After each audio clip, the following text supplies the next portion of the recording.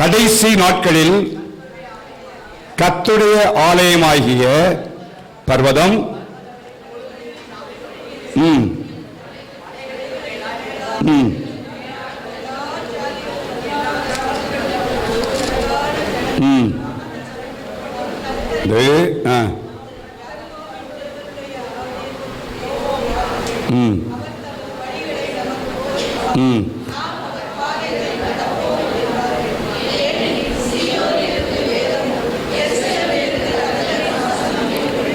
மீகாவின் புத்தகம் 4ஆம் அதிகாரம் முதல் 2 வசனம் வாசிப்போம். எல்லாருமே சேர்ந்து வாசிக்கலாம். மீகாவின் புத்தகம் 4ஆம் அதிகாரம் முதல் 2 வசனங்கள். ஆனாலும் கடைசி நாட்களில் கர்த்தருடைய ஆலயமாகிய பர்வதம் பர்வதங்களின் கொடுமுடியில் ஸ்தாபிக்கப்பட்டு மலைகளுக்கு மேலாய் உயர்த்தப்பட்டிருக்கும். எல்லா ஜாதிகளும் அதனிடத்திற்கு ஓடி வருவார்கள்.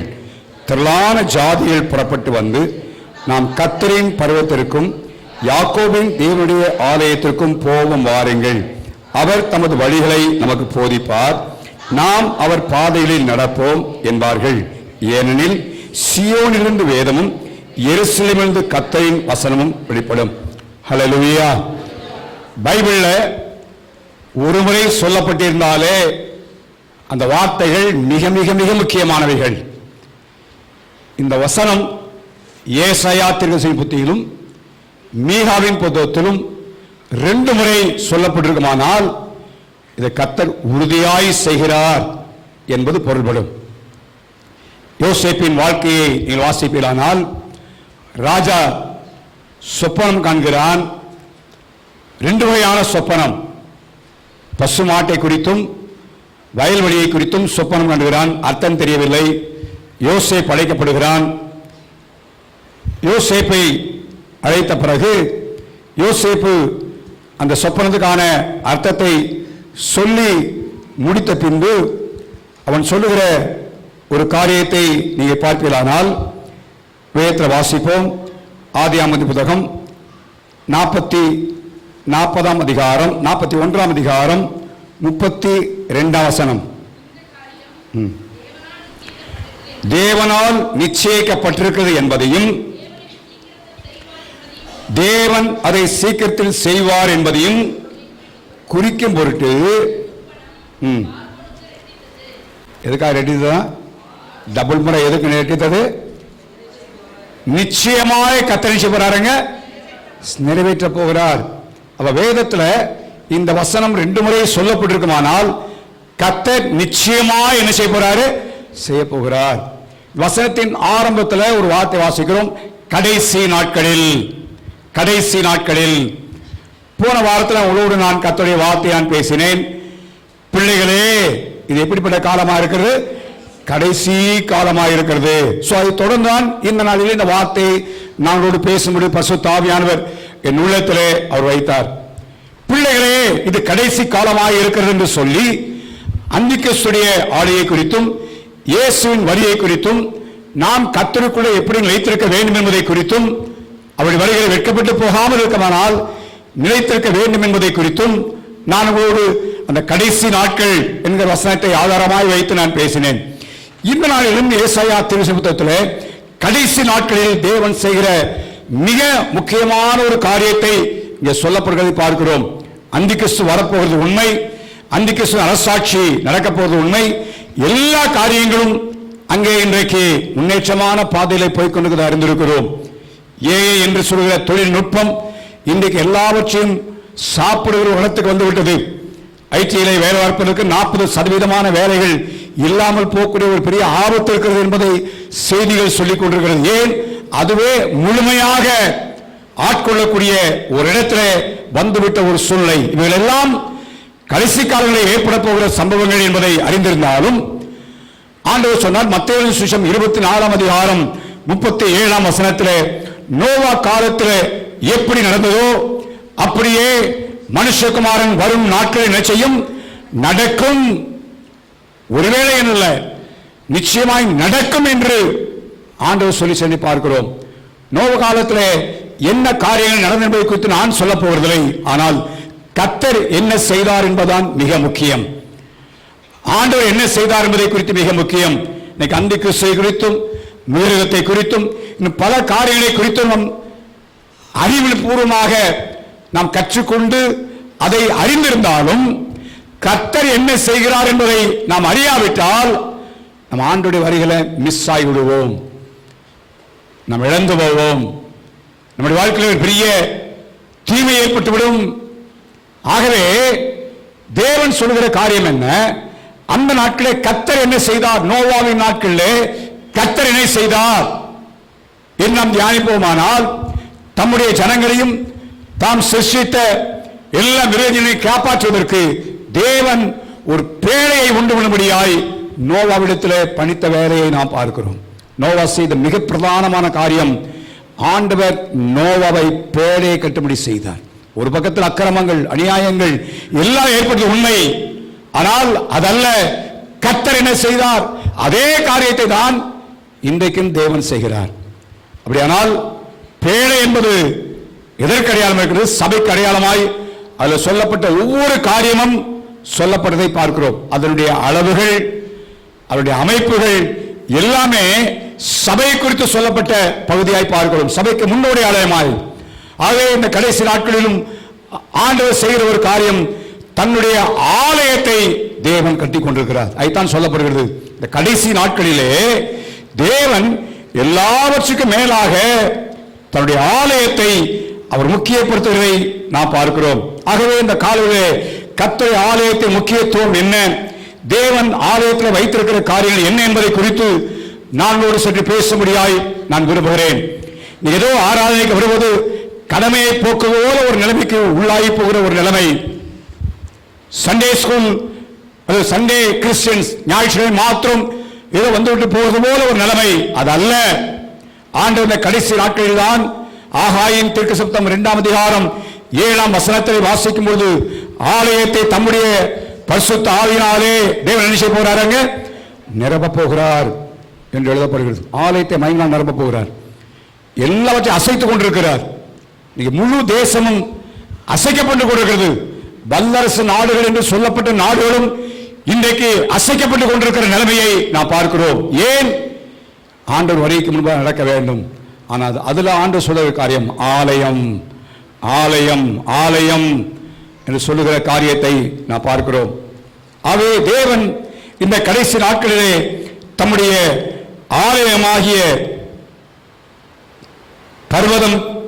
பர்வதங்களின் மேலா கொடுமுடிகள் என்ன செய்யணும்னா ஸ்தாபிக்கப்படும். எல்லாவற்றுக்கும் மேலாக கர்த்தர் சபை என்ன செய்வாருங்க? உயர்த்த போகிறார் என்று எழுதப்படுகிறது. சொல்வர ஒரு முறை அல்ல, 2 முறை சொல்லியிருப்பாரானால் அது எப்படிப்பட்டது? உறுதி, நிச்சயமா என்ன செய்யும்? நடைபெறும். யார் சொன்னாலும் சொல்லாட்டாலும், ஏன் எதிர்பார்த்தாலும் எதிர்பார்க்காவிட்டாலும், தேவன் சொன்ன காரியங்கள் நிச்சயமாய் நிறைவேற்ற வரும் என்பதை நாம் ஒரு நாளும் மறந்து விட முடியாது. அவை இன்றைக்கு ஆலயத்தை குறித்த அல்லது சபையை குறித்த ஒரு தெளிவான கண்ணோட்டம் நமக்குள்ளே உண்டாக வேணும். சில ஜெபிப்பார், ஆண்டவரே நான் வந்துட்டு வெறுமையாக நினைச்சக்கூடாது போகணும். ஆனால் அனைவரும் வெறுமையாக தான் போகிற மாதிரி இல்லை. தேவன் தம்முடைய ஆலயத்தில் வைத்திருக்கிற காரியங்களை நாம் அறிந்து கொள்வோமானால், தேவனுடைய ஆலயத்துக்கு வருவது ஒரு கடமையை ஆற்றுவது போல இருக்காது, ஒரு கஷ்டத்தை உண்டாக்குறது போல இருக்காது. எப்படி இருக்கும்? ஞாயிற்றுக்கிழமை எப்ப வரும், ஆலயத்துக்கு போவோம் என்கிற ஒரு உணர்வு உண்டாகும். அவை தேவன் ஆலயத்தில் வைத்திருக்கிற காரியங்கள் என்ன என்பதை நாம் அறிந்து கொள்ள வேண்டும். முதலாவது, எந்த காரியத்தை குறித்தும் நாம் அனுபவிப்பதற்கு முன்பதாக அதை நாம் என்ன செய்ய வேண்டும்? அறிந்து கொள்ள வேண்டும். நோய், ஒரு பொருளை வாங்குகிறோம், அதை நல்லா பயன்படுத்த வேண்டுமானால் அதை குறித்த அறிந்து கொள்ளுதல் நமக்கு என்ன செய்யணும்? வேண்டும். அறிந்து கொள்ளுதல் தேவை. அந்த அறிந்து கொள்ளுதல் இல்லாவிட்டால் அதை பயன்படுத்த முடியாது.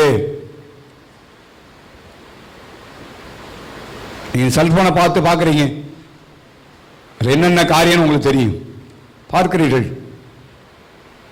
அறிந்து கொள்ளும்படியாக உங்களுக்கு கையில் கொடுக்குற இதில் பார்க்காட்டாலும் நெட்டில் போய் பார்க்குறீங்க, இது என்னென்ன ஃபீச்சர்ஸ் இருக்கு, என்னென்ன பயன் இருக்கு, என்னென்ன காரியம், அப்போ இதை வாங்கினா எனக்கு பிரயோஜனம் அறிந்து கொள்கிறோம். சும்மா போய் வெறுமனே ஒரு செல்போன் கேட்கறது இல்லை, அதே போல ஆலயத்தை குறித்து தேவன் ஆலயத்தில் என்ன வைத்திருக்கிறார், எதற்காக தேவன் ஆலயத்தை ஏற்படுத்தி வைத்திருக்கிறார் என்ற ஒரு அறிந்து கொள்ளுதல் நம்முடைய வாழ்க்கை இருக்குமானால் நம்முடைய கணிப்புகள் மாறும். சபை அல்லது ஆலயம் என்பது கட்டடம் அல்ல, இது ஒரு பில்டிங். நாம் கூடி வருவதற்காக தேவன் ஏற்படுத்தி கொடுத்திருக்கிறார் ஒரு இடம். சபை என்பது பாரம்பரியத்திலிருந்தும் சமுதாயத்திலிருந்தும் கர்த்தரை ஆராதிக்கும்படியாக தேவனால் வெளிக்கொண்டு வரப்பட்ட ஒரு கூட்டம். அதுதான் எக்லீசியா என்று சொல்லுகிற வார்த்தை பயன்படுத்தப்பட்டுகிறது. தேவனை ஆராதிக்கும்படியாக தேவனால் தெரிந்து கொள்ளப்பட்ட ஒரு கூட்டமான ஜனங்கள் நாம் விடுதலையோடு ஆராதிக்க வேண்டும் என்பதற்காக கர்த்தரிப்பட்ட ஒரு இடத்தை தேவன் ஏற்படுத்தி வைத்திருக்கிறார். நானும் நீங்களும் இந்த இடத்துல கூடி வராவிட்டால் இது ஒரு பில்டிங் மாத்திரம்தான். ஆலயம் என்று சொல்லும்போது நாம் கூடி வருகிற இந்த கூடுகையை நாம் பார்க்கிறோம். இந்த இடத்தை உள்ளடக்கி அதை நாம் பார்க்கிறோம். இந்த இடத்துல கூடுவதனாலே தேவன் அப்படியாக நாம் கூடி வரும்பொழுது, ஆலயம் என்ற அமைப்புக்குள்ளே நாம் வரும்பொழுது தேவன் வைத்திருக்கிற காரியங்கள் என்ன என்பதை நாம் அறிந்து கொள்வோமானால், முதலாவது வாசியங்கள் 55ஆம் சங்கீதம் 14ஆம் வசனம். 55ஆம் சங்கீதம் 14ஆம் வசனம். நாம் ஒருமித்து இன்பமான ஆலோசனை பண்ணி கூட்டங்களோடு என்ன செய்வோம்?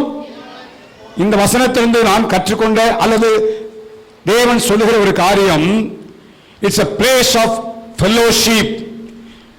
ஆலயம் அல்லது சபை என்பது என்ன? It is a place of fellowship. ஐக்கியம் கொள்ளுகிற இடம், ஐக்கியப்படுகிற இடம், அதான் சபை, அதுதான் ஆலயம். சங்கீதக்காரன் இந்த வசனத்தில் அழகாய் சொல்லுகிறதை நாம் பார்க்கிறோம். நாம் ஒருமித்து இன்பமான ஆலோசனை பண்ணி கூட்டத்தோடு எங்க போனோம்? தேவாலயத்துக்கு போனோம். எவ்வளவு நல்லதா இருந்தது. ஃபெல்லோஷிப். நான் தனியா போனேன் இல்ல, கூட்டத்தோட நாம் ஒருமித்து. அப்ப தேவன் சபையை வைத்தபடிய நோக்கம் என்ன? ஐக்கியத்திற்காக. இண்டிபெண்டன்டாக இருப்பது தேவனுடைய விருப்பம் அல்ல. சங்கீதத்தை வாசிக்கிறோம், தனிமையானவர்களுக்கு தேவன் வீடு வாசலை ஏற்படுத்தி இருக்கிறார் என்று எழுதப்பட்டிருக்கிறது. ஆரம்பத்திலே ஆதாம் தனிமையாய்ப்பது நல்லதல்ல என்றுதான் ஐக்கியத்தை ஏற்படுத்தினார் ஆண்டவர்.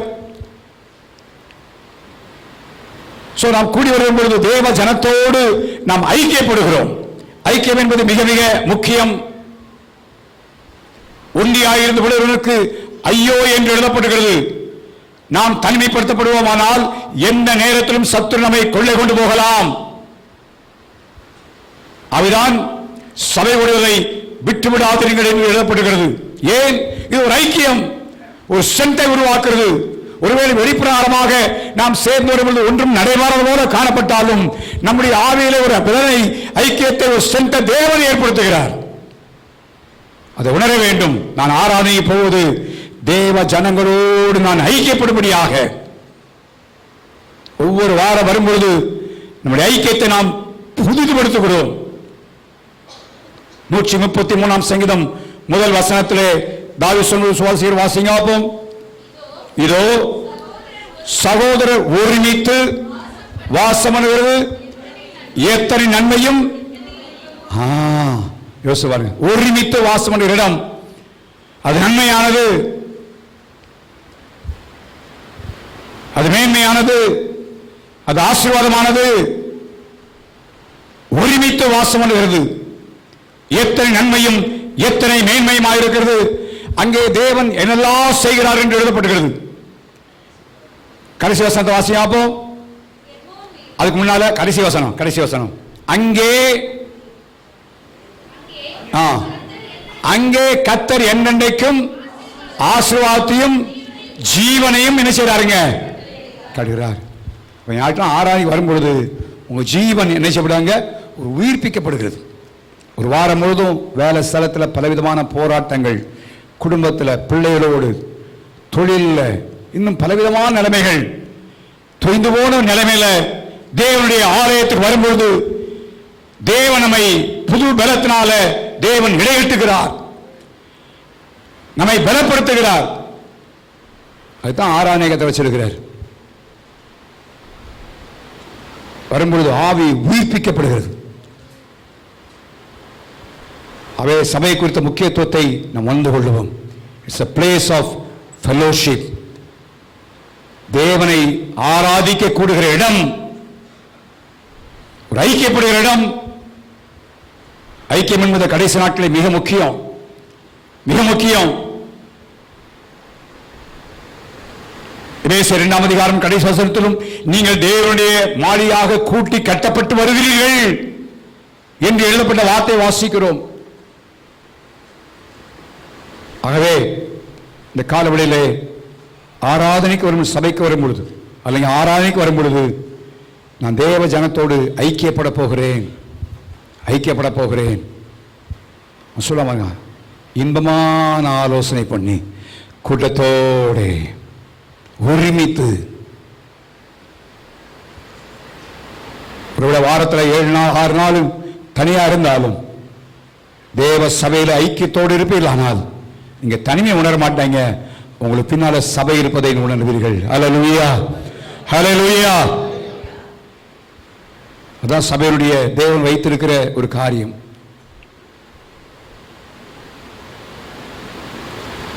அவை தேவனுடைய ஐக்கியத்தை முக்கியப்படுத்த வேண்டும், முதன்மைப்படுத்த வேண்டும். கடைசி நாட்களில் அப்படிப்பட்ட காய்த்தான் சபையை தேவன் வைத்திருக்கிறார். அதை காய்த்தான் அவர் வைத்திருக்கிறார். அதுக்காகத்தான் தேவன் ஏற்படுத்தி வைத்திருக்கிறார். ஏதோ ஒரு வாரத்துக்கு வந்து கொஞ்ச நேரம் இருந்துட்டு போறதில்லை.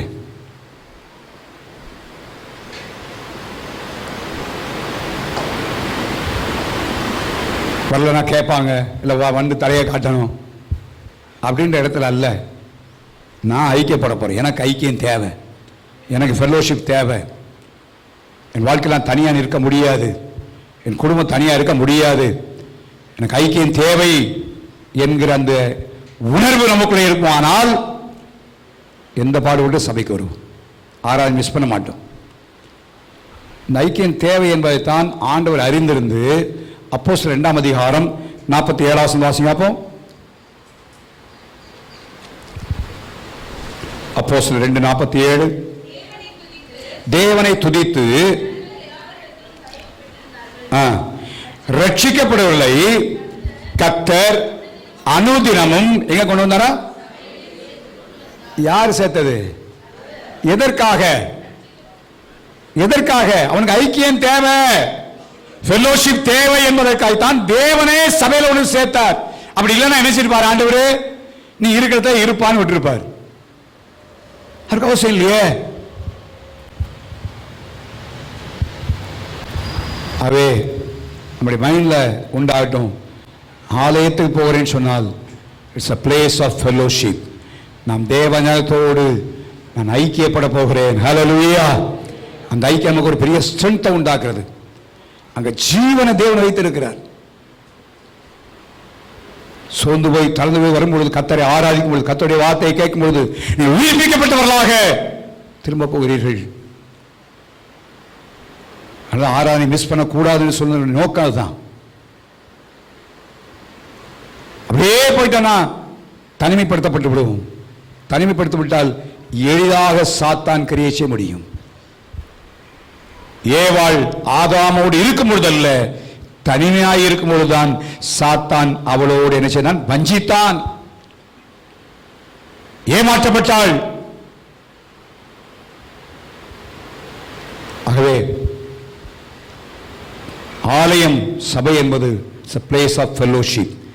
தேவனோடு மாத்திரமல்ல, தேவ ஜனத்தோடு ஐக்கியப்படுகிறோம். ஹல்லேலூயா. நாம் தேவனோடு ஐக்கியப்படுகிறோம். அது மாத்திரமல்ல, தேவனுடைய ஜனங்களோடு ஐக்கியப்படுகிறோம். வாசுங்க, ஒருமித்து இன்பமான ஆலோசனை பண்ணி கூட்டத்தோடு. It's a place of fellowship. ஐக்கியப்படுகிற இடம், கட்டடம் அல்ல. கோபுரங்களை கட்டுவதனால ஆலயம் இன்னைக்கு ஆலயம் கட்டுமான பணிக்கு பல கோடி பணங்கள் செலவழிக்கப்பட பார்க்கிறோம். இடம் வேண்டும் உண்மை. ஆனால் அலங்காரமாய் பல கோபுரங்களை கட்டி எல்லாத்த காட்டிலும் எங்க தான் பெரியது? நோ. ரட்சிக்கப்பட்ட ஜனங்களின் கூறுகைதான் சபை. மற்றதெல்லாம் பைபிள் அப்படி சொல்லலை. நான் என் சபையை கட்டுவேன். அந்த சபை என்ற வார்த்தை எக்லீசியா, கால்ட் அவுட் அசம்பிளி, ரட்சிக்கப்பட்ட தேவ ஜனத்தின் கூட்டம். அவர்களோடு தான் ஐக்கியம், அவர்களோடு தான் உறவு. அதைத்தான் கத்த சொல்ற, ரட்சிக்கப்பட்டவர்களை கத்தர் அனுதினமும் அந்த ரட்சிக்கப்பட்ட ஜனத்தோடு சேர்த்து வந்த. ஏன் நீ தனியா இருக்க முடியாதப்பா? உனக்கு ஒரு ஐக்கியம் தேவை, உனக்கு ஒரு ஃபெலோஷிப் தேவை. இரண்டாவதாக 92ஆம் சங்கீதம் 13ஆம் வசனத்தை வாசியுங்கள்.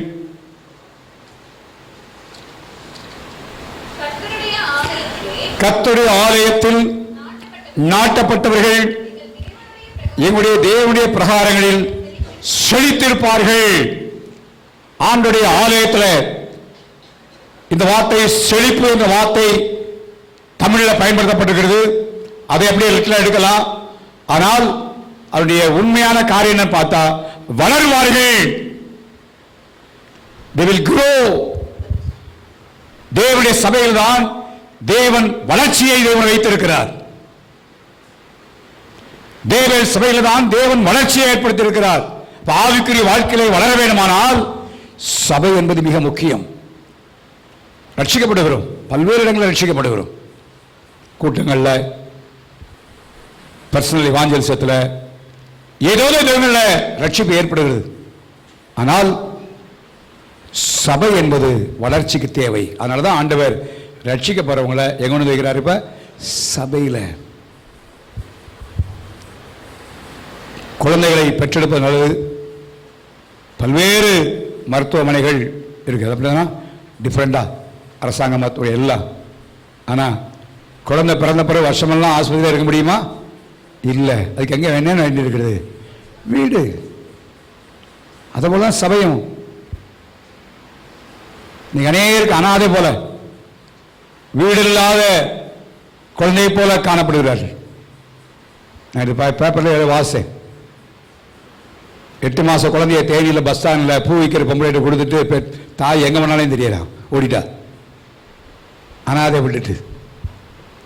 ரொம்ப ஆச்சரியமாக இருந்த கடைசி காலத்து நிலைமை பாருங்க. வீடு என்பது அவசியம். எவ்வளோ கோடிக்கணக்கான பணத்தை வைத்திருந்தாலும், கோடீஸ்வரன் இருந்தாலும், அவனுக்கும் பிள்ளை பிறந்தா வீடு தான். ஸோ யாராக இருந்தாலும் வளர்ச்சிக்கு தேவ சபை தேவை. ஆண்டுடைய சபை வேணும். உங்களை ஆவிக்குரிய வாழ்க்கையில் போதிப்பதற்கு, உங்களை வழிநடத்துவதற்கு, உங்களுக்காக ஜெபிப்பதற்கு, உங்களுடைய ஆவிக்குரிய வாழ்க்கையிலே வளர்வதற்கு தேவ சபை தேவை. பிள்ளைகள் பிறந்தால் பார்க்குறோம், அதை வளர்ச்சி அடைவதற்கு எவ்வளோ பிரயாசப்படுகிறோம் என்பதை யோசிப்பார். அதுதான் கர்த்தர் ஊழியெல்லாம் எங்களை வைத்திருக்கிறார். ஏன் ஜெபிக்க வாங்க, பைபிள் வாசிங்க, ஆராதனைக்கு வாங்க, பைபிள் ஸ்டடிக்கு வாங்க. இது ஏன் சொல்கிறோம்? உங்களுடைய வளர்ச்சிக்காக, உங்களுடைய பிரயோஜனத்திற்காக. நீங்க வளர வேண்டும், நீங்க ஆவிக்குரிய வாழ்க்கையிலே வளர்ச்சி அடைய வேண்டும் என்பதற்காகத்தான் தேவனை ஏற்பாடு செய்து வைத்திருக்கிறார். இல்லைன்னா வேண்டிய அவசியம் இல்லை, சபை வேண்டிய அவசியமே இல்லை. வளர்வதற்கான இடமாக தேவனுடைய சபையை பார்க்கிறோம். ஒரு ஆவிக்குரிய சபையில் ஒரு மனிதன் இல்லைன்னா அவன் ஆவிக்குரிய வாழ்க்கையில் வளர்ச்சி அடைய முடியாது, சுபாவங்கள் மாற்றப்பட முடியாது. எத்தனை வருஷம் ஆண்டு கிறிஸ்தவனாக இருந்தாலும் சரி, ஆவிக்குரிய வாழ்க்கையில் ஒரு இன்னர் குரோத், உள்ளான வளர்ச்சி அவருடைய ஆவிக்குரிய வாழ்க்கையில் இருக்க போவது இல்லை. ஆலயத்து போகலாம், வரலாம், கத்தர்காய் ஊழிய செய்யலாம், கத்தர்காய் கொடுக்கலாம், எல்லாம் பண்ணலாம். ஆனால் வளர்ச்சி இருக்காது. அதனால் தேவனுடைய சபை என்பது மிக முக்கியம். இது வளர்ச்சி அடைகிற இடம். அது மாத்திரமல்ல, it's a place of nourishment, போஷிக்கிற இடம். அந்த வளர்ச்சியின் இடத்துல தேவனுடைய வார்த்தைகள் கொடுக்கப்படுகிற உங்களுக்கு. இதற்காக நீங்க ஆவிக்குரிய வாழ்க்கையில் வளரணும், தேவனுடைய பாதையில் வளரணும் என்பதற்காக பாதுகாவல். எப்படியாய் நோவா பேழைக்குள்ளே பிரவேசித்த அந்த 8 பேர் மாத்திரம் காப்பாற்றப்பட்டார்கள். ஒரு நோவா பேழையை செஞ்சவன் இருக்கலாம், நோவா தனியாக பேழையை செஞ்சிருக்க முடியாது. அவ்வளோ பெரிய பேழையை ஒரு மணி தான் செஞ்சிருக்க முடியாது. எத்தனையோ கூலி ஆட்களை வைத்து செய்திருப்பான். எத்தனையோ ஒத்தாசை செய்திருப்பார்கள், எல்லாம் பண்ணியிருப்பார்கள். ஆனால் நீதியை பிரசங்கித்தான் 8 பேர் மாத்திரம், சிலராகி 8 பேர் மாத்திரம் தான் காப்பாற்றப்பட்டார்கள் படகுக்குள்ளாக. இன்னைக்கு சபைக்கு வெளியே பாதுகாப்பு இல்லை. தேவனுடைய ஐக்கியத்தை விட்டு தூர போகும்போது பாதுகாப்பை இழந்து சொல்லுகிறோம் என்கிற உணர்வு உள்ளத்தில் உண்டாக வேண்டும். காட்ஸ் ப்ரொடெக்ஷன், தேவனுடைய பாதுகாப்பை கர்த்தர் சபையில் வைத்திருக்கிறார். கடைசி நாட்களில் உங்களுக்காக ஜெபிக்கிறோம். ஒவ்வொரு நாளும் உங்களுடைய பாதுகாப்பாக ஜெபிக்கிறோம். சபையின் கூடி வரும்பொழுது உங்களுக்காக ஜெபிக்கிறோம். ஏன்னா நீங்க உலகத்தை பார்க்கிறோம், பாதுகாப்பற்ற உலகத்தில் பார்க்கிறோம். கடந்த வாரத்தினுடைய ஜான் ஆபிரகாமுடைய உறவினர், நெருங்கிய உறவினர், அவங்க ஆஸ்பத்திரியில் வந்து பார்த்துட்டு அந்த 4வேல ரிங் ரோட்டில் போகும்பொழுது பின்னால் வந்த பஸ் அவரை அடித்து தூக்கி அடுத்த பக்கம் போய் அடுத்து வந்த ஒரு காரில் வந்தவங்கள மோதி 4 பேர் பயங்கரமான சேதத்தில் அவர்கள் ஹாஸ்பிட்டல் இருக்கிறாங்க. ஜோ பண்ணிட்டு இருக்கிறோம். அவங்க ஒரு தப்புமே செய்யலை, அவங்க நல்லா தான் போனாங்க. ஆனால் பின்னால் வந்து பஸ் அடித்து யாருன்னே தெரியாது அடிச்சு போட்டு போயிட்டான். பாருங்க, பாதுகாப்பற்ற உலகத்தை வாழ்கிறோம், எங்கேயும் பாதுகாப்பு இல்லை. ஆனால் தேவனுடைய சபைக்குள்ளாக பிளேஸ் ஆஃப் ப்ரொடெக்ஷன். தேவன் பாதுகாப்பை தேவன் வைத்திருக்கிறார், ஆரோக்கியத்தை தேவன் வைத்திருக்கிறார். சொல்லுது லிட்டரலாக சொல்லும்போது செழிப்பு என்று எழுதப்பட்ட வாசிக்கிறோம். ஆண்டுடைய சபைகளை தேவன் செழிப்பு வைத்திருக்கிறார். தைரியமாய் சொல்ல முடியும். வந்திருக்கிற உங்களுடைய ஆவிக்குரிய வாழ்க்கையில, உலக பிராரமான வாழ்க்கையில இந்த சபைக்குள்ள கால் மிதிக்கும் பொழுது எப்படி இருந்தீர்கள்? இன்றைக்கு தேவன் உங்களை எந்த நிலைமையில வைத்திருக்கார் என்பது உங்களுக்கு தெரியும். வைத்திருக்கார் என்பது தெரியும். ஆரம்ப நாட்கள் இருந்து வீடுகளை நான் பார்த்துருக்கிறேன். எல்லாரும் தெரியும், ஆரம்ப நிலைமையில் எல்லாருடைய நிலைமை எனக்கு தெரியும். தேவனுடைய சபைக்கு வந்து நான் இழந்துட்டேன், ஒண்ணுமில்லாம போயிட்டேன். நோ, உண்மையாய் கர்த்தருடைய ஆலயத்துக்கு வந்து கால் மிதித்து கர்த்தரை தெரிவிப்போமானால் உங்கள் ஆண்டவர் செழிக்கப்படுவாரே தவிர குறைவாக வைக்க விட மாட்டார். ஹல்லேலூயா, ஹல்லேலூயா. வைத்திருக்கிறார், கண்ணார காண முடியும், அநேக சாட்சிகளை சொல்ல முடியும். கர்த்தருடைய ஆலயத்தை நாட்டப்பட்டவர்கள், வந்து போகிறவர்கள் அல்ல.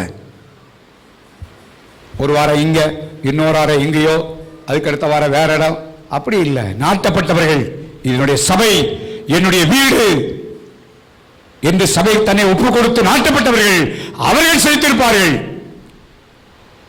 அவள் ஆண்டு சாதாரண நிலைமை வைக்கிறதில்லை, எல்லா நிலைமையிலும் தேவன் அவளை உயர்த்தி ஆசிர்வதிப்பார் என்று வேதம் சொல்கிறது. அதை அறிந்து கொள்ளும்.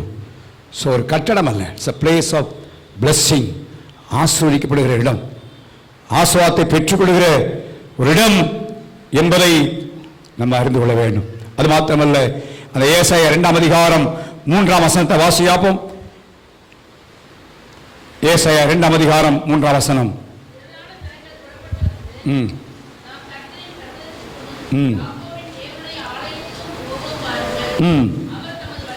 அவர் தமது வழிகளை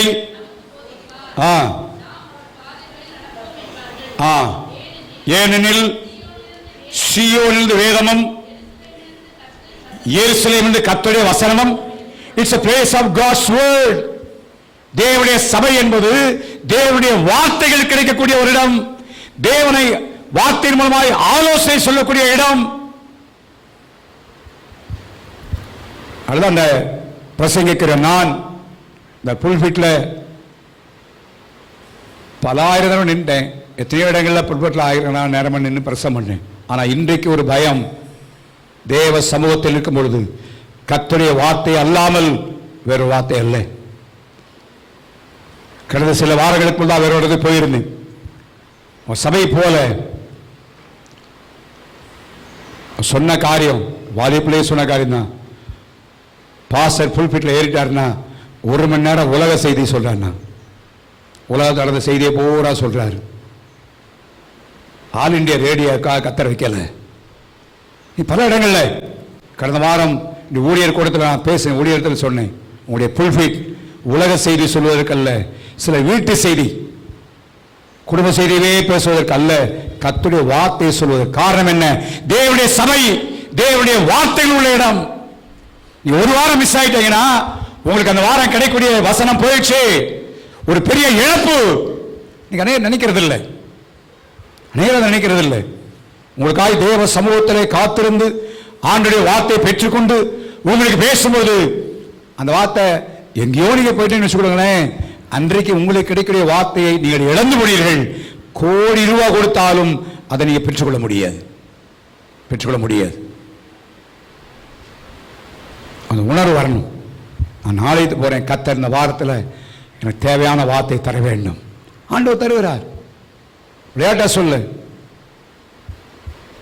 பல மணி நேரங்கள் தேவ சமூகத்தில் காத்திருந்து உங்களுக்காய் பிரயாசப்பட்டு கர்த்தருடைய வார்த்தைகளை அறிவிக்கிறோம். காரணம், தேவன் சொல்லியிருக்கிறார், தேவனுடைய சபையிலே கர்த்தருடைய வார்த்தை இருக்கும். ஒரு வார்த்தை போதும் உங்க வாழ்க்கையை மாற்றி அமைப்பதற்கு.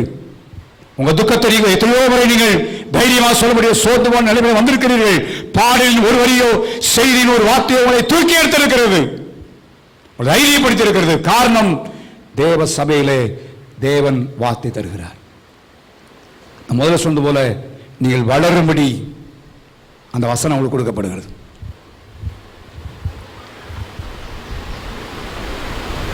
என்ன பாச நீங்க வசனமா சொல்றீங்க, அது எங்களுக்கு வசனமா இருக்கு. நான் வசனம் சொல்றது வசனமான இன்னைக்கு அதனால தான் அநேகர் கதை சொல்றது, கதையா சொல்லி இல்லை சாட்சி. இதுக்காகவே சில பிரசங்கம் கேட்க போறது, ஏன்னா அவர் கதையாக சொல்றாரு. கதை வாழ்க்கையில் ஆண்டவர் சொன்ன வசனம் பைபிளில் என்ன இருக்குது? கர்த்தருடைய சபையில் என்ன வரணும்? வேத வசனம். அநேக சொல்லுவாங்க, அப்படியே ஒருத்தர் சொன்னார், அப்படியே ஒரு புதுப்பாட்டை பாடி அப்படியே ஆராய்ச்சி முடிச்சா போதும்பா சார், நான் சபை வழங்காதுன்னு சொன்னேன். ஊடி என்கிட்ட படித்த பையன். சபையில் ஜெபம் வேணும், கர்த்தருடைய வார்த்தை வேணும்.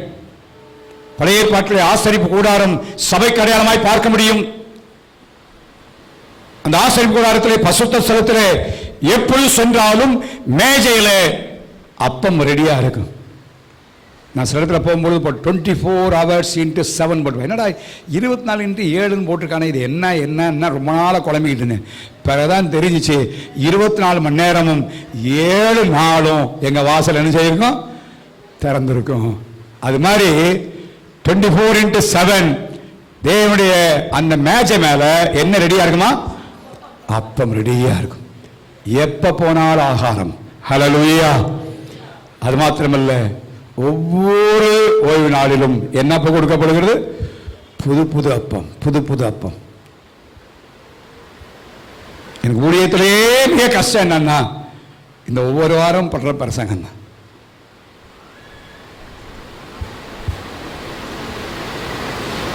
எனக்கு டைரியில் எழுதி வச்சிருக்கிற ஆட்கள், அதனால் போன வாரம் பண்ண பிரசங்கம் இந்த வாரம் பண்ண முடியாது. அந்த வசனத்தை கூட சொல்ல முடியாது. சொன்னால் பாச போன வாரம் சொன்னதையே இந்த வாரம் சொல்லிட்டாரே அப்படின்னு வைங்க.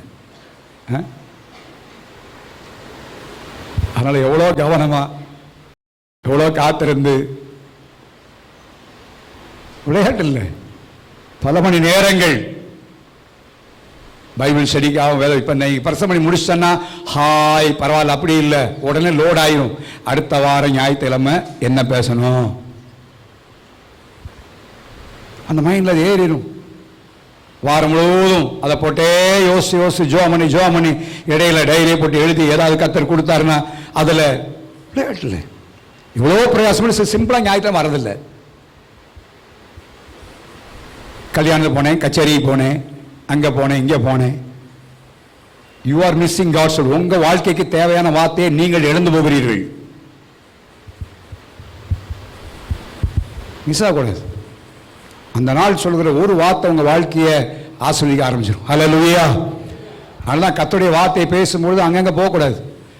ஒரு சொன்னார், நீ வாகனத்தில் வரும்பொழுது செல்போன் ஒழித்தால் அதை எடுக்காதே, அது யமனிடத்திலிருந்து வருதுன்னு போட்டுருந்தான் ஒரு போர்டு. எங்கேருந்து வருதான்? யமன்ட்டு வருது. எடுத்த பின்னால் ஆக்சினா. அதான்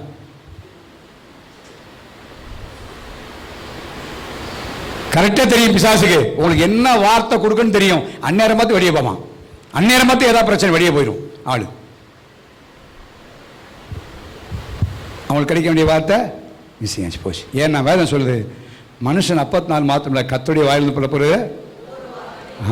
நான் பண்ணுற 45 மணி நேரம் பிரசங்கம் இல்லை, அதில் ஒரு வார்த்தை உங்களுக்கு அந்த வாரத்துக்கு தேவையான வார்த்தை இருக்கும். அது சாத்தானே தெரியுது, கிடைச்சா நீ நல்லா ஆயிடுவேன்னு தெரியும். அதனால் பிசாசு சொல்லிடும். அதனால் சொல்ல ஆராதனை கர்த்தருடைய வார்த்தையை கேட்கும் பொழுது கவனமாக கேட்கணும். ஆலோசனை சொல்கிறார், வசனத்து மூலமாக ஆலோசனை. ஆண்டவரே என்ன சொல்கிறீங்க? ஒருவேளை என்ன காரியத்தோடு வந்திருக்கீங்கன்னு தெரியாது. ஆனால் சொல்லப்படுகிற ஏதோ ஒரு வார்த்தைகள் உங்களுக்கு அன்னைக்கு நீங்க எடுக்கக்கூடிய டிசிஷனுக்கு சரியாயிரும். எத்தனையோ இடத்துல பார்த்துருக்கேன், எத்தனை இடங்களை தேவனுடைய வார்த்தையை பேசும்போது அவங்க சொன்ன சாட்சி நான் கேட்டிருக்கிறேன்.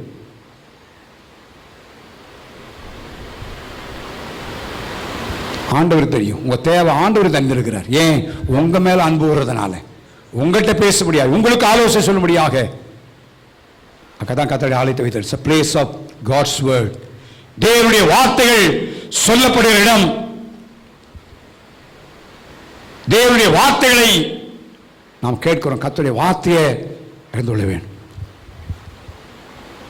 ஸோ எந்த நேரத்திலும் கர்த்தருடைய வார்த்தைகள் நமக்கு இருக்கு. நீ குடி வரும்பொழுதெல்லாம் ஒவ்வொரு ஞாயிற்றுக்கிழமை உங்களுக்கு தேவனுடைய வார்த்தைகள் கொடுக்கப்படுகிறது. ஆண்டவருடைய வார்த்தைகள் இந்த கனத்துக்குரியா இனம். ஏதோ ஒரு பிரசங்கம் கேட்கிறோம், அப்படி இல்லை. இன்னைக்கு ஆண்டவர் என்னோட என்ன பேச போகிறார், ஆண்டவர் எனக்கு என்ன ஆலோசனை சொல்ல போறாரு, அந்த கவனத்தோடு இருப்பீங்கன்னா உங்க வாழ்க்கையில் நீங்க பெற்றுக்கொள்ளாம போறது இல்லை. 135 சங்கீதம் முதல் 2 வசனத்தை வாசிங்க.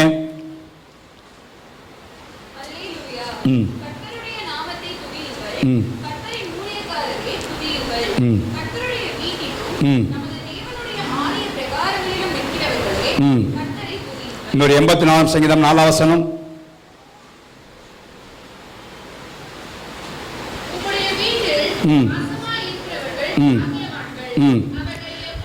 அவர்கள் எப்பொழுதும் it's a place of praise.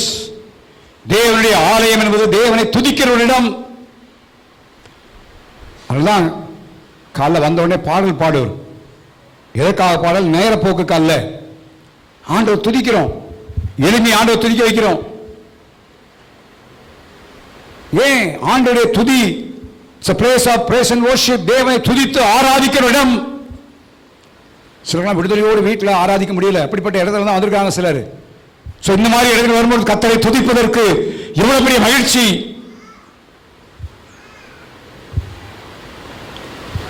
ஆனால் சிலர் துதிக்கிறது இல்லை. தேவ சமூகத்தில் வரும்போது நல்லா வாயை திறந்து சத்தத்தை உயர்த்தி ஆண்டவர் துதிக்கும். நீ நான் இங்கே துதிங்கன்னு சொல்லும்போது சில கண்ணை திறந்து அங்கே வேடிக்கை பார்க்கறது, அப்போத்தான் வெளியே போகிறது, உள்ளே வர்றது.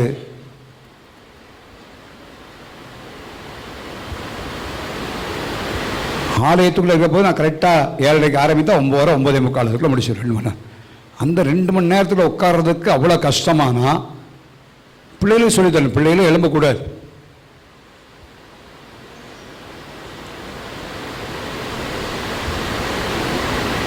மிக முக்கியம் தேவ சமூகம், தேவனுடைய பிரசன்னம்.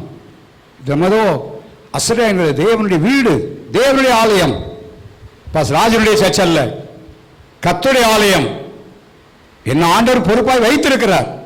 தலைமைத்துவத்தை வைத்து உங்களை நடத்த முடியாது. தேவன் அந்த உத்தரவாதத்தை கையில் கொடுத்திருக்கிறார். ஒழிய அவர் ராஜனுடைய சபை, என்னுடைய சபை அல்ல, கர்த்தருடைய மந்தை, தேவனுடைய மந்தை என்று எழுதப்பட்டிருக்கிறது. ஆண்டவர் துதிக்கணும். சரி, இப்போ தானே பாட்டு பாடி இருக்கு, 3 பாட்டு முடிஞ்ச பிறகு போவோம், 6 முடிஞ்ச பிறகு போவோம். நீங்க துதிக்காம வந்து என்ன பிரயோஜனம்? இல்லையே. கர்த்தர் துதிக்க தேவ சமூகத்தில் வந்து நாம் ஒருமித்து அப்படி நாமத்தை உயர்த்தணும். பாடல் மூலமாக, துதியின் மூலமாக தேவனை துதித்து ஆராதிக்கிறோம். அதனாலதான் 100ஆம் சங்கீதத்தில் எழுதப்பட்ட வாசிங்க.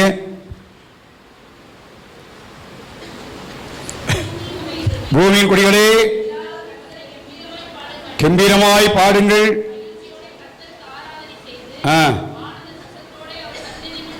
எப்படி வரணுமா?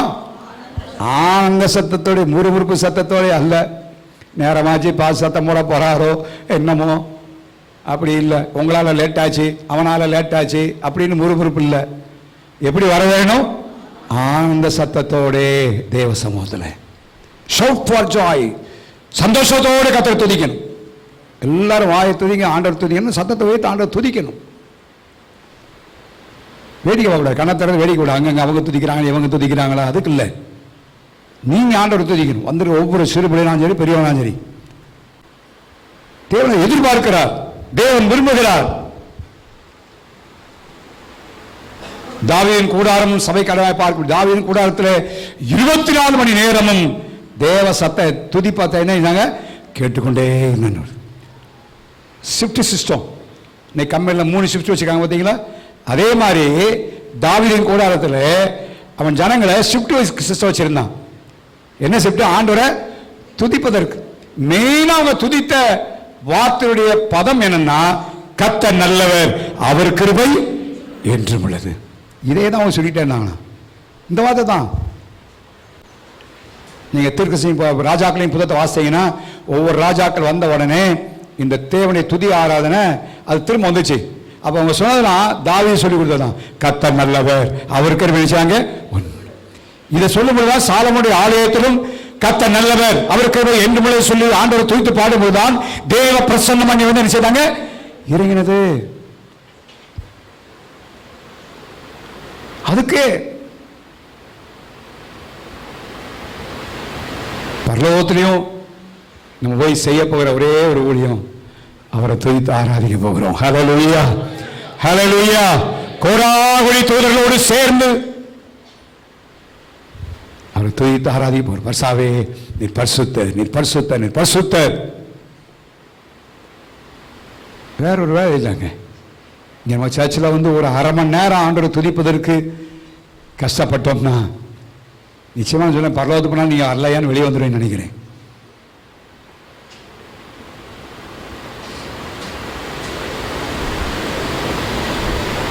தேவனை துதிக்க வேண்டும். தேவ சபை துதிக்கிற இடம். கர்த்தரை துதித்து ஆராதிக்கிற ஆண்டவரை துதிக்கும் பொழுது சொல்லி துதிக்க துதிக்க துதிக்க வானம் என்ன செய்தான் திறக்குது. ஆண்டவர் இறங்கி வருகிறார், தேவை சந்திக்கிறார், கட்டுகள் உடைக்கப்படுகிறது, வியாதிகள் நீங்கிறது. அதை காரியத்தை நம்ம சபையில் கர்த்தர் செய்யணும். ஒவ்வொரு ஜெபத்திலும் நாம் பண்ணிட்டே இருக்கிறோம். ஆண்டவரே துதித்து ஆராதிக்கும் பொழுது நீங்க இறங்கணும், அற்புதம் நடக்கணும், ஆவிக்குரிய வரங்கள் செயல்படணும். எப்ப ஒருமித்து ஆண்டவரை துதிக்கும் பொழுது நிச்சயமா நடக்கும். நடைபெறும், நிச்சயமாக நடைபெறும். ஏன் பவுல் சீலா பாடும்பொழுது சிறைச்சாலையின் கதவுகள் திறக்கலையா? கட்டுகள் முடிக்கப்படவில்லையா? முடிஞ்சது. அதே காரியத்தை கர்த்தர் இன்னைக்கு செய்ய முடியும். எப்ப நாம் உள்ளான இதயத்தோடு ஆண்டவரை துதித்து ஆராதிக்கும் பொழுது. ஹல்லேலூயா. So church is a place of praise and worship. அது மாத்திரமல்ல, 66ஆம் சங்கீதம் 13 வாசிங்க. இன்னும் 2 வார்த்தை சொல்லி முடிக்க வரும்போது கொஞ்ச நேரம் ஆண்டவர் துதிக்க போகிறோம், கொஞ்ச நேரம் ஆராதிக்க போகிறோம். வாசிங்க 66ஆம் சங்கீதம் 13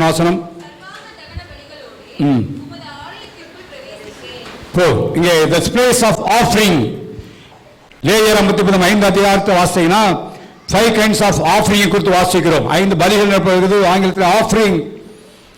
It's a place of offering. தேவனுக்கு நாம் கொடுக்கிற ஒரு இடம், காணிக்கை செலுத்துகிற ஒரு இடம். இந்த வாரம் முழுவதும் ஆண்டவர் பாதுகாத்தாரு, இந்த மாதம் முழுவதும் ஆண்டவனை பாதுகாத்தாரு என்று சொல்லி ஆண்டவருக்கு நன்றி செலுத்த முடியாது. நாம் காணிக்கைகளையும் தசமாக தேவ சமூகத்தில் நாம் செலுத்துகிறோம். பிப்ளிக்கல். புதிய ஏற்பாட்டில் ஆண்டவர் திடீரென்று ஒரு ஜெப ஆலயத்துடைய போனார். போய் என்ன பண்ணாருன்னா, காணிக்க போடுற நேரம் வந்தவொடனே எங்க போய் உட்காந்துட்டாரு தெரியுமா? காணிக்கைப்படி பக்கத்தில் போய் உட்காந்துட்டாரு. அப்ப என்ன இருந்திருக்கு? சபையில் காணிக்கை எடுப்பது. ஆண்டவர் வெறுங்கையா தேவ சன்னியில வரும்பொழுது எப்படி வரக்கூடாது சொல்லப்படுகிறது? வெறுங்கையா வராத, உன்னை இந்த வாரம் மனுஷன் காப்பாற்றிருக்கிறாரே. நான் காணிக்கை பற்றி அதிகமாக பேசுகிற ஆள் அல்ல, ஆனால் அந்த வார்த்தையினால சொல்ல விரும்புகிறேன். தேவ சமூகத்தில் வரும்பொழுது எவ்வளவோ செலவழிக்கிறேன். அனைவர் பல காரியம் செலவழிப்பாங்க. அந்த தேவனுக்கு கொடுக்கிறது வரும்பொழுது இல்லை.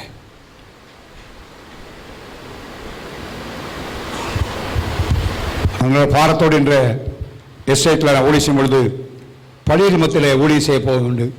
பள்ளியில் இருந்த மலை ஜாதி மக்கள் இப்போ நல்லா ஆகிட்டாங்க. அந்த நாட்டில் அவங்க மலைவாழ் ட்ரைபல் பீப்புள்ஸ் அவர் போய் ஊழிய செய்து உண்டு. அதில் ஒரு பையன் ஆண்டவர் கிருபையால ஜெபம் பண்ணி ஆண்டவர் பெரிய சுகமாக்குனார். அதனால் மாதந்தோறும் அங்கே ஒரு நாள் போகும். ரொம்ப ஆச்சரியமாக அவங்க வரவேற்பாங்க. போகும்பொழுது பிள்ளைங்க கையில் பெரிய அமௌண்ட் கொடுக்க சொல்லுவாங்க. ஸோ அது என்ன அர்த்தம்னா, கர்த்தரை என்ன செய்கிறோம்? கனம் பண்ணுறோம். சிறு வயதிலேயே நம்ம பிள்ளைகளுக்கு பயிற்றுவிக்கணும். கர்த்தர் கொடுப்பதற்கு என்ன செய்யணும்? அவங்களுக்கு ஐஸ்கிரீம் வாங்குறதுக்கு 100 ரூபா கொடுப்போம்.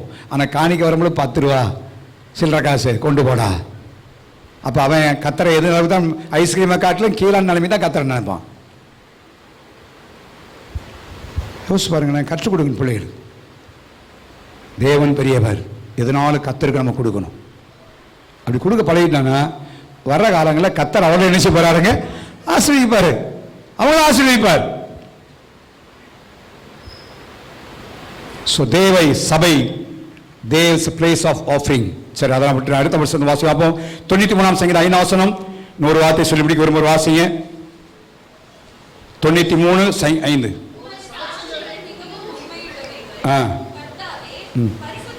பரிசுத்தமானது நித்திய நாளாக உமது ஆலயத்தின் என்ன இருக்கிறது? So the place of holiness, தேவ சபை என்பது பரிசுத்தமான இடம்.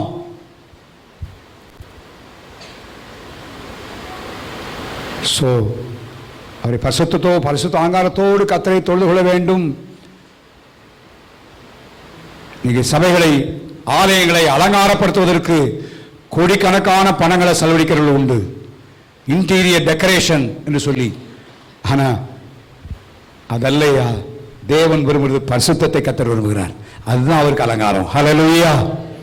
ஜோமன் ஆண்டவரே, ஒவ்வொரு சனிக்கிழமை ஜோமன் பரிசுத்த அலங்காரத்தோடு வைத்து தொழுது கொள்ள வேண்டும். எல்லாரையும் பரிசுத்தப்படுத்தி கொண்டு வாங்க ஆண்டவரே, பரிசுத்தப்படுத்தி கொண்டு வாங்க ஆண்டவரே. நீங்கள் ஜோம் பண்ணிட்டு வரணும். ஆராதி வருவதற்கு முன்னால் முதல் நாள் ஜோம் பண்ணணும். ஆண்டவரே, 4 மணி ஆலயத்தில் போய் ஆராதிக்க போகிறேன், பரிசுத்த அலங்காரத்தோடு என்னை பரிசுத்தப்படுதுங்கப்பா. ஒரு வாரம் வேலை சேர்த்த மற்ற காரியங்களில் ஏதோ அசுத்தங்கள் கரைகளின் வாழ்க்கையில் ஏற்பட்டிருக்கலாம், என்ன நீங்க சுத்திகரிங்க ஆண்டவரே அப்படின்ற ஒரு சுத்திகரிப்போடு வருவோமானா நம்முடைய ஆராதனையே வித்தியாசமா மாறிடும். ஹல்லேலூயா. செஞ்சு பாருங்க, கத்தரிசியா பாருங்க. கடைசியாக ஒரு வசனம் சொல்லி கொஞ்ச நேரம் கத்தரை தூய்த்து ஆராதிக்க போகிறோம். தேவனுடைய ஆலயத்தில் வாசிங்க. 36ஆம் சங்கீதம் 8 வசனத்தை வாசிங்க.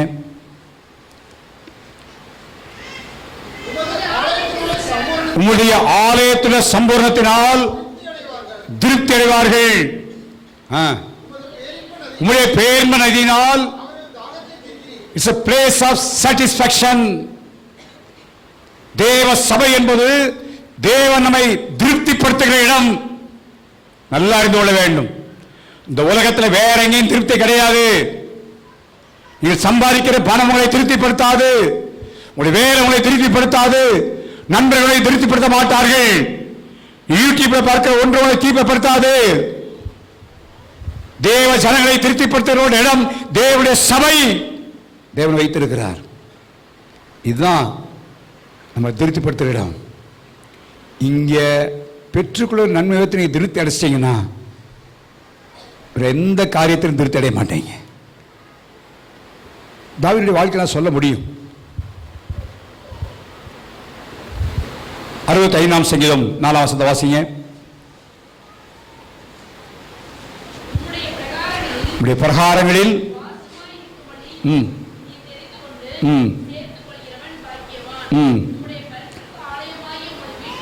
உம்முடைய வீட்டின் நன்மையினாலே திருப்தியாகும். கர்த்தர் தம்முடைய வீட்டிற்கு கொண்டு வரும் பொழுது அவருடைய நன்மையினாலே திருப்திப்படுத்துகிறார், ஒரு நிறைவோடு அனுப்புகிறார். நீங்க ஆராதனைக்கு வந்துட்டு முடிஞ்சு போகும் பொழுது ஒரு நிறைவோடு போக வேண்டும். உறுதியோடு கர்த்தரை ஆராதித்து தேவனுடைய வார்த்தை கேட்பீங்கன்னா நீங்க வந்த விதமாய் போறதில்லை, திருப்தி அடைவதாய் நீங்கள் போவீர்கள். ஆண்டவர் தம்முடைய வீட்டின் நன்மையினாலே நம்மை திருப்தியாக்குகிறார்.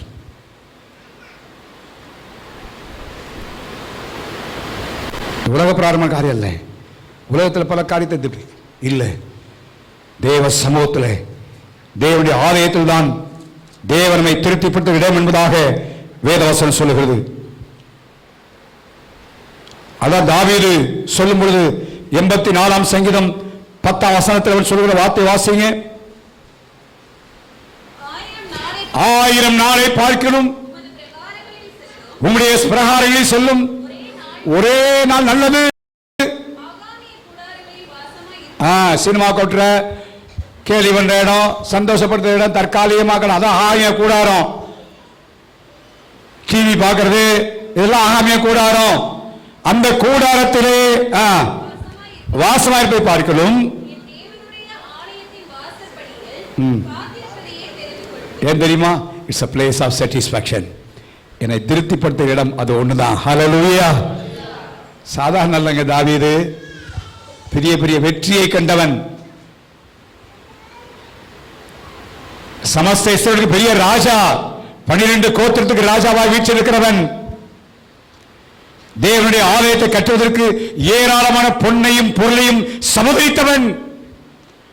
எல்லாம் இருந்தாலும் எனக்கு தேவ சமூகத்தில் போற அந்த ஒரு நாள் தான் நல்லது. ஹல்லேலூயா. ஏன்? அங்கேதான் என் திருப்தியை நான் பார்க்கிறேன். அதனை திருப்திப்படுத்த இடமாய் நான் பார்க்கிறேன்.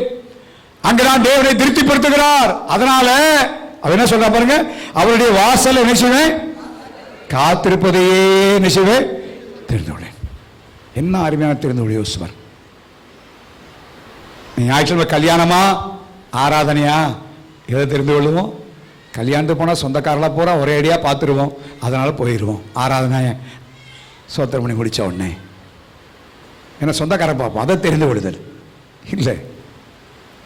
நம்முடைய தெரிந்து கொள்ளுதல் எப்படிப்பட்ட காரியத்தை தெரிந்து கொள்கிறோம்? நாம் தெரிந்து கொள்ளதான் இருக்கு, நாம் முக்கியத்துவத்தை கொடுத்ததா இருக்கு. எந்த ஒரு காரியமும் நாம் எதற்கு இம்பார்ட்டன்ஸ் கொடுக்கிறோம் என்பதை வைத்துதான் காரியங்கள். சாக்கு போக்கு சொல்லலாம் பல காரியங்களை. நான் ஏன்ட்ட கேட்கறவங்களுக்கு சொல்லுவேன், ஞாயிற்றுக்கிழமை ஏதாவது சொன்னாங்கன்னா சொல்லுவேன், நீங்கள் சர்ச்சு பாஸ்டாக இருந்தால் ஞாயிற்றுக்கிழமை என்ன செய்வீங்கன்னு கேட்பேன். அந்த இடத்த வச்சு பாருங்க. இப்போ நீங்களாம் ஊழியக்காரா இருக்க வேண்டியவங்க, இவ்வளோ நாள் வசனம் கேட்டவங்களுக்கு ஒவ்வொரு சபை நடத்தக்கூடிய அளவுக்கு வந்திருக்கணும்.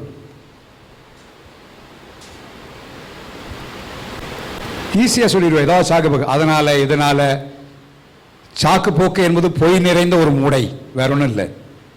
பொய்யின் மறுரூபம் தான் என்னதாங்க? சாக்கு போக்கு. என் பெரிய ராஜா சொல்லுகிறான், ஏன்னா அதான் திருப்திப்பட்ட இடம். அந்த ஒரு இடம் உங்களுக்கு வாழ்க்கை வந்துடும். ஆனால் ஞாயிற்றுக்கிழமை ஆராணி வரை கஷ்டமா இருக்காது. எப்படா அப்படின்னா என்ன, நான் இப்படி என்ன யோசிக்கிறேன், எப்போ சர்ச்சை திறக்கும் உள்ள போகலாம் அப்படின்னு இருக்கிறான். இன்னைக்கு நிறைய சர்ச்சை திறந்து வச்சு அரை மணி நேரம் கழிச்ச பிறகு தான் பையா வாக்கிங் வர மாதிரி உள்ள வருது. பாட்டு பாடுற சத்தம் கேட்கட்டும், பிறகு இப்போ தான் பாசர் சோத்திரம் சத்தமாக சொல்லுவார், அப்போ என்ன செய்வோம்? உள்ளே போயிடுவோம். ஆரம்பிக்குது இல்லை. யோசிச்சு பாருங்க, சாதாரண ஒரு மனிதன் அல்ல, ஒண்ணும் இல்லாதவன் அல்ல. நீ பல வேலையில காரணமா சொல்லலாம், பல காரியம் சொல்லலாம். ஆனா எல்லா சாக்கு போக்குகளும் நம்ம சொல்றதான். தெரிந்து கொள்ளுதல், அவன் தெரிந்து கொண்டான். ஏன்? அதுதான் தன்னை திருப்திப்படுத்துகிற இடம். தன்னுடைய பணம் அல்ல, தன்னுடைய ஆளுகை அல்ல, தன் மக்கள் அல்ல, தன் காரியங்கள் எதுவும் அல்ல, தேவ பிரசன்னம். நான் சொல்றேன், இங்க தேவ சமூகத்தில் வந்து இங்கே கர்த்தருடைய அந்த நன்மையினால திருப்தியை பார்த்தீங்கன்னா இந்த உலகத்தில் வேற ஒன்று உங்களுக்கு திருப்தி ஆகாது. ஹல்லேலூயா. அப்படி இல்லைன்னா வேற காரியம் உங்களை இழுத்துக்கிட்டுன்னு அர்த்தம், வேற எங்கேயும் உங்களுக்கு இழுவை இருக்குன்னு அர்த்தம்.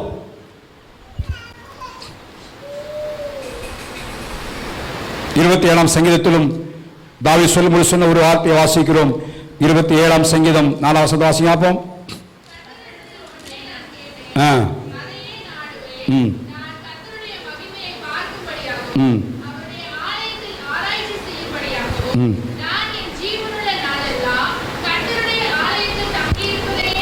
யோசிச்சு பாருங்க, அவருடைய ஆசையை பாருங்களேன்.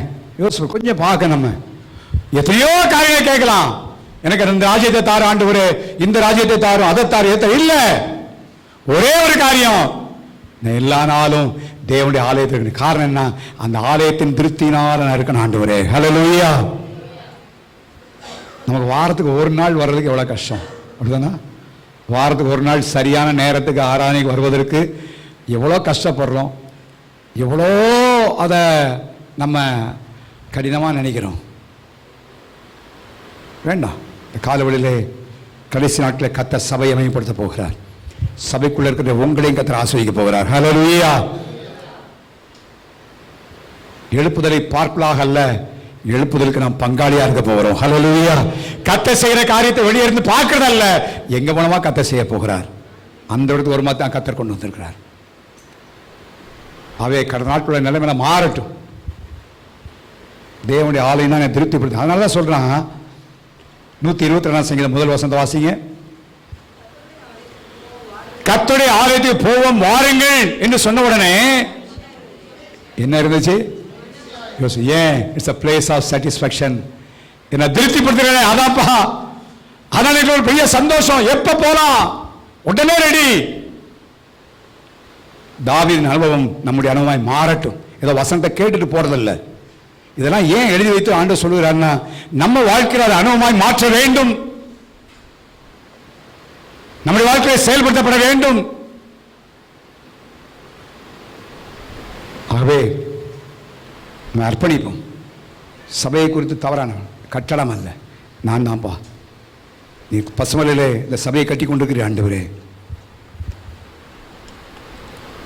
ஆண்டவரே, ஆலயமாகிய இந்த பருவத்தை எல்லா பருவங்களாக நீ வைத்து எஸ்டாப்ளிஷ் பண்ணுறீங்க. வரப்போகிற நாட்டில் ஒரு பெரிய எழுப்புதல் அனுப்ப போகிறேன், மகிமையெல்லாம் நிரப்ப போகிறீங்க. ஆனால் இந்த இடமே என்னை திருப்திப்படுத்துகிற இடமா இருக்கட்டும். இந்த இடம் ஒரு பசுத்தமான ஸ்தலம் பார்க்குறப்பா, இது நமக்கென்று கொடுக்கிற ஒரு இடம், இது துதிக்கிற ஒரு இடம், நம்முடைய ஆலோசனையுடைய வார்த்தையெல்லாம் பெற்றுக் கொடுக்கிற இடம். என் ஆவிக்கிற வாழ்க்கையில் வளர்ச்சி இந்த இடத்தை வைத்திருக்கிறீர்கள் ஆண்டவரே. இது எனக்கு ஒரு ஐக்கியப்படுகிற இடம். உங்கள் வாழ்க்கையில் எல்லாவற்றை பார்க்கிலும் தேவ சபைக்கு முக்கியத்துவத்தை கொடுங்க, தேவனுடைய ஆலயத்தை முக்கியத்துவம் கொடுங்க. காரணம், கர்த்தரை முக்கியப்படுத்தி இருக்கிறார். இந்த கடைசி நாட்டிலே பேழையாய சபையை தேவன் கட்டி கொண்டிருக்கிறார். நம்மை கொண்டு கர்த்தர் கட்டி கொண்டிருக்கிறார். சபையை நம்ம அசட்டையை எண்ணக்கூடாது. சபை ஏதோ ஒரு 3ஆவது நிலைமையாக யோசிக்கக்கூடாது. ஆலயம் என்பதுதான். இதை கருத்தில் கொண்டு இந்த இடம்தான் தேவனுடைய ஆலயமே நம்முடைய வாழ்க்கையின் மைய புள்ளியாக இருக்கட்டும். அதை ஏற்படுத்திக் கொள்ளும். வேற எங்கே நம்முடைய இருக்கு இருக்குமானா தேவனுடைய ஆலயம். நான் சொன்ன போல எந்த சாக்கு போக்கம் அல்ல. அந்த ஆசை, நம்முடைய ஆலயத்து மேல் இருக்கிற ஆசையினால நான் கொடுக்குறேன்னு சொல்லி தாவி சொல்கிறேன். யோசிச்சு பாருங்களேன், ஏன் அந்த வாஞ்சனைக்கு நம்மள வரக்கூடாது? ஏன் அந்த தீர்மானம் எடுக்கக்கூடாது? ஏன் அதை தெரிந்து கொள்ளக்கூடாது? நம்முடைய வாழ்க்கையில் நான் எல்லாருக்கும் வர்றதுக்கு முன்னால் நான் போய் உட்காந்து ஜெபம் பண்ண போகிறேன், நாளைக்கு முதலாக போக போகிறேன். வீடெல்லாம் அவ்வளோ தூரம் இல்லையே, சில தான் தூரத்தில் தூரம், மொத்தம் பக்கத்தில் 5 நிமிஷம் நடந்தான் வீட்டுக்கு வந்து சர்ச்சுக்கு வந்துடலாம், 10 நிமிஷம் தான் சபைக்கு வந்துடலாம். இந்த காலவழியிலே தேவன் சபையை முக்கியப்படுத்தியிருக்கிறார். அவை நாமும் முக்கியப்படுத்துவோம், நாம் முக்கியப்படுத்துவோம். தேவன் சபையில் இதெல்லாம் ஏற்படுத்தி வைத்திருக்கிறார். இதை நம்முடைய வாழ்க்கையிலே அறிந்து கொண்டு இதை அனுபவிப்போமானால் தேவன் சீக்கிரத்திலே சபையை மகிமையினா நிரப்ப போகிறார். ஹல்லேலூயா. அப்படின்னா நானும் தேவ மகிமையினா நினைச்ச போடுவேன், நிரப்படுவேன். ஜனங்கள் பார்க்க போகிறார்கள். நீங்கள் சாதாரண ஆளாக இருக்கலாம், யாராக இருந்தாலும் பரவாயில்ல, அதை பற்றி பிரச்சனை இல்லை. தேவ சபை என்ற இடத்துல வரும்பொழுது அது யாரானாலும் பரவாயில்ல, கர்த்தர் உங்கள் மூலமாய் அவர் தம்முடைய மகிமையை வெளிப்படுத்துவார். மெல்ல தெரிவிக்கலாமா? எல்லா சில நிமிஷங்கள்